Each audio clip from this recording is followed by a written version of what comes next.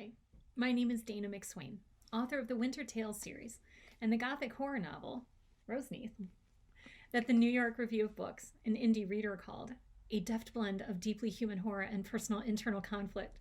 Yeah, I memorized that one. I know, right? It's kind of crazy. A middle-aged Rust Belt author getting noticed by the New York tastemakers. What is the world coming to?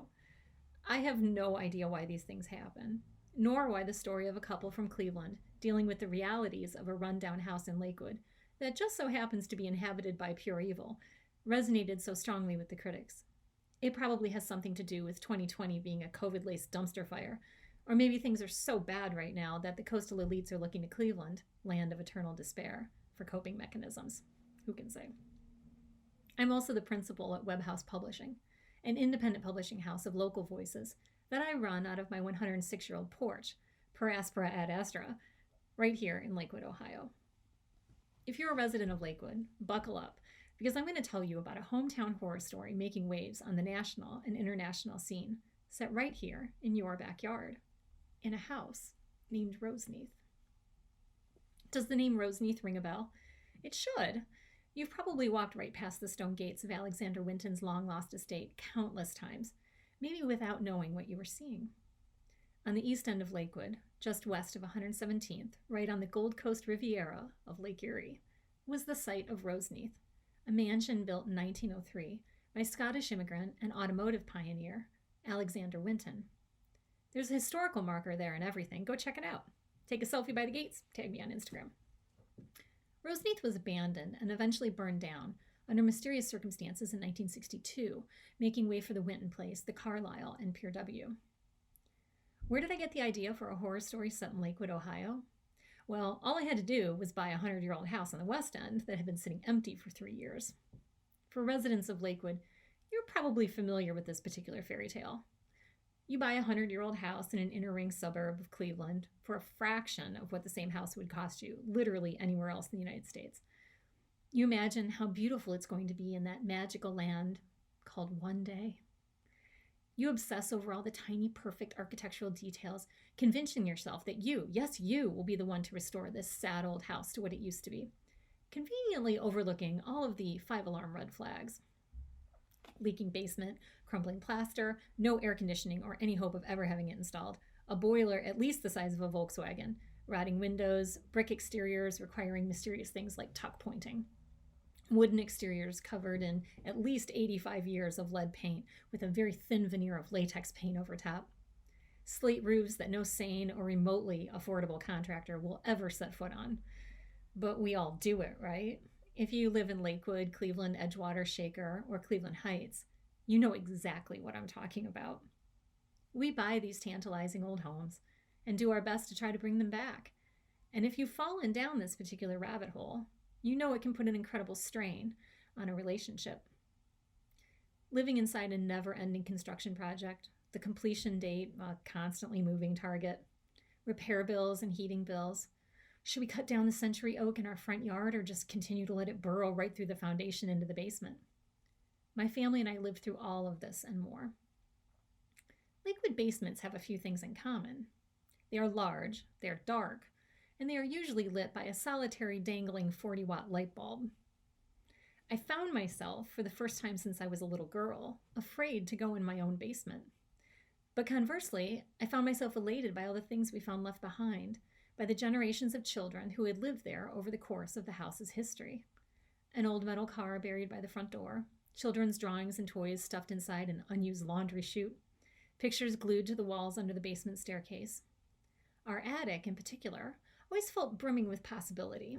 Interesting bundles stuffed back under the eaves, piles of old newspapers, broken furniture.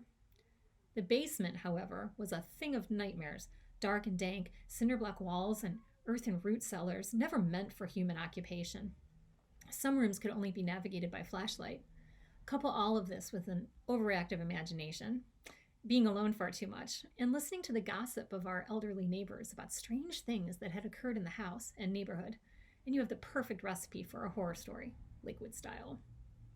The idea for the story was born out of the sobering realities of living in a 100-year-old house, but along the way became tangled in the drama surrounding the fate of the Sly Mansion or the Heideloff Mansion on Edgewater, which was abandoned and eventually demolished in 2017, and the long-lost estate of Roseneath and its towering gates that I walked past every day.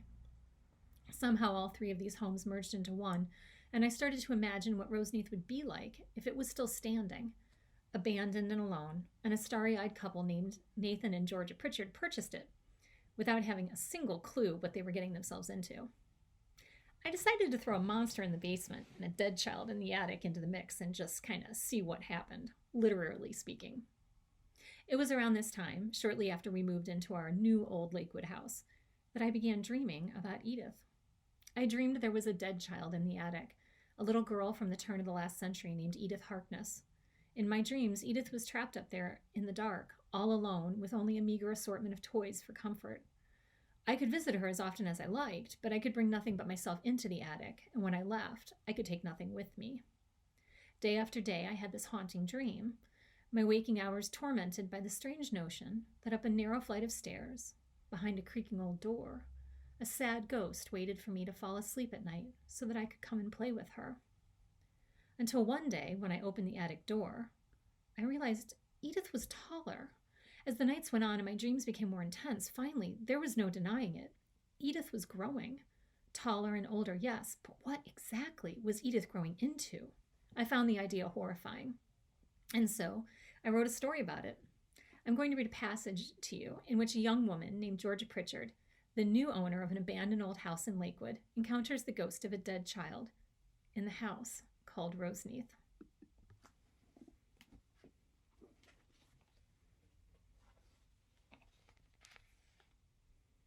She was little more than a charcoal sketch, the barest hint of a child, rendered in shades of ash and dove. The book of nursery rhymes floated impossibly on the hastily drawn lines of her gauzy knees. In one sooty little hand, the almost girl clutched Georgia's watch. Her brow was drawn in a delicate frown as she studied it.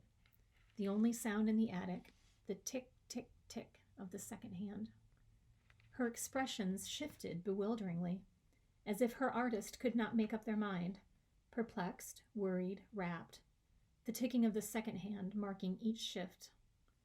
Then the shade of a child bent to peer at the silent phone. When she tried to poke it with one chalky finger, it passed right through. "Bother," she whispered. "What ratty luck." Georgia sat up with great care, afraid to startle the specter in front of her. The girl's black eyes flicked to hers, and as it did, the fragile vision rippled, exploding for one brief tick of the watch into a burst of color and clarity before settling back to ashes. A stubborn nose peppered unevenly with freckles, skin like moonglow, tiny white teeth.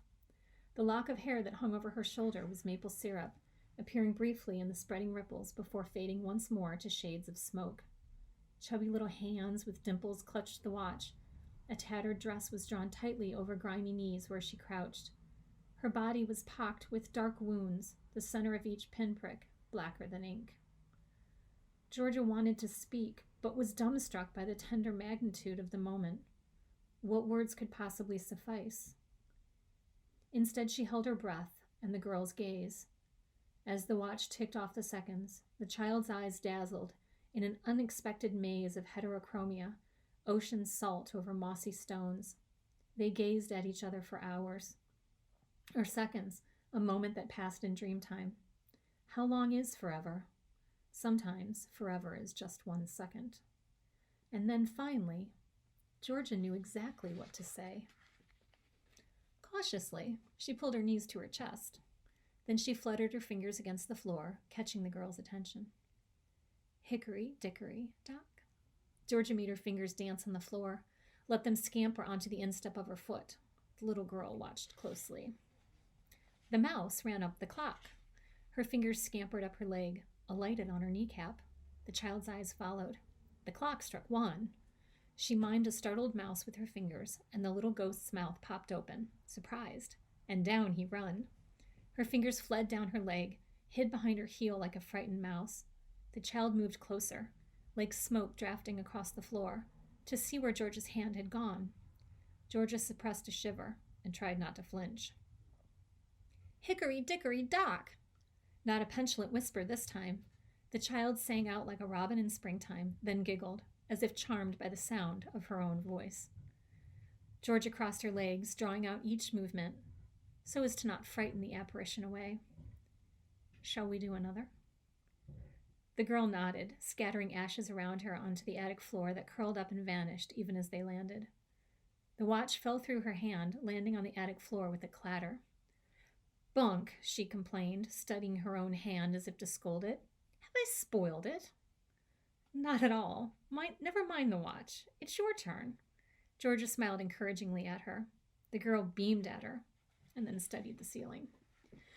Mary, Mary. She tried again. Mary, Mary.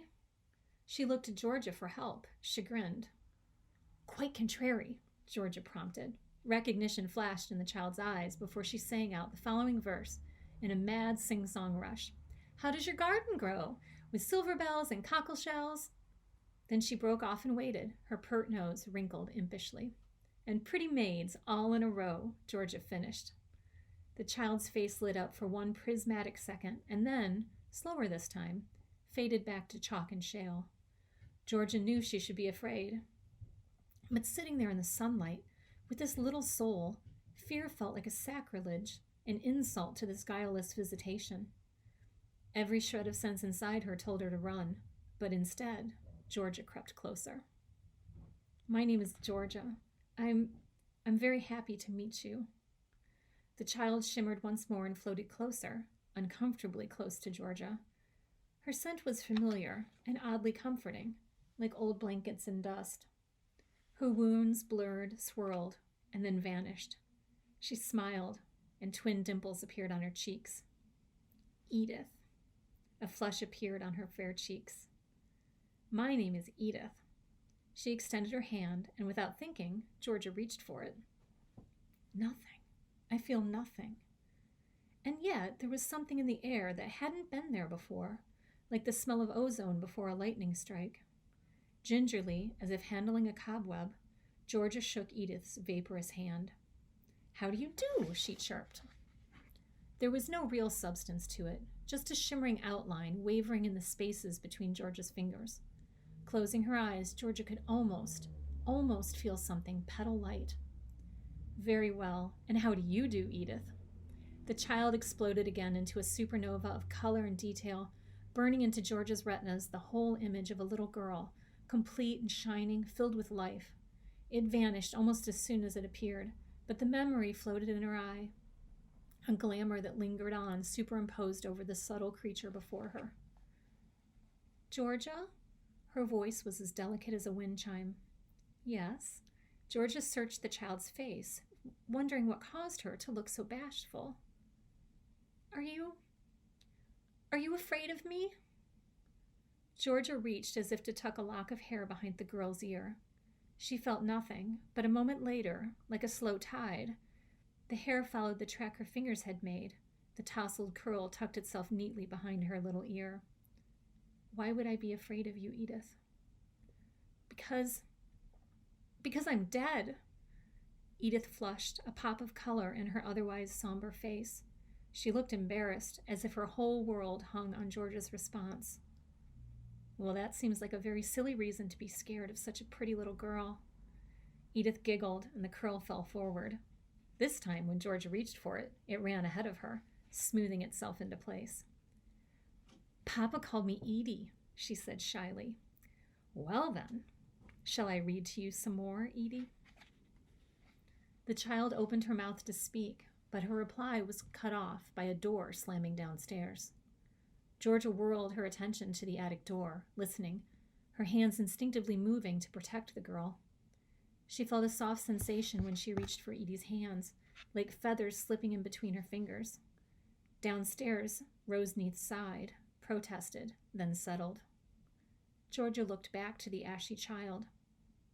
Edith's eyes were wide, her mouth frozen in a terrified rose-tinted O, the color stark against her gray face. What is it, Edie? She whispered hoarsely. Some dead things are very frightening, Edie whispered. It was just the house settling, she tried to reassure the frightened child. But Edie shook her head, the lines of her face below her eyes blurred, With a start, Georgia realized she was crying. Wounds bloomed again all over her body, and she shifted from sketch to smoke again. Is there someone else here? Someone like you? Edie reached for her bruised throat. Her flickering fingers clutched the tattered collar of her dress in a fist. Oh no, not like me. I'm not like anyone. Not anymore. Edie's cloudy hand suddenly felt heavy where Georgia still held it. Then it faded. Lighter, lighter, lighter. And then the little girl was gone. Roseneath is available across all major booksellers and at our very own Lakewood Public Library, where you can reserve it today. Don't forget to like, comment, and subscribe, and check out the link below to my website at danamcswain.com and my YouTube channel for more information about all of my books and independent publishing in Lakewood, Ohio.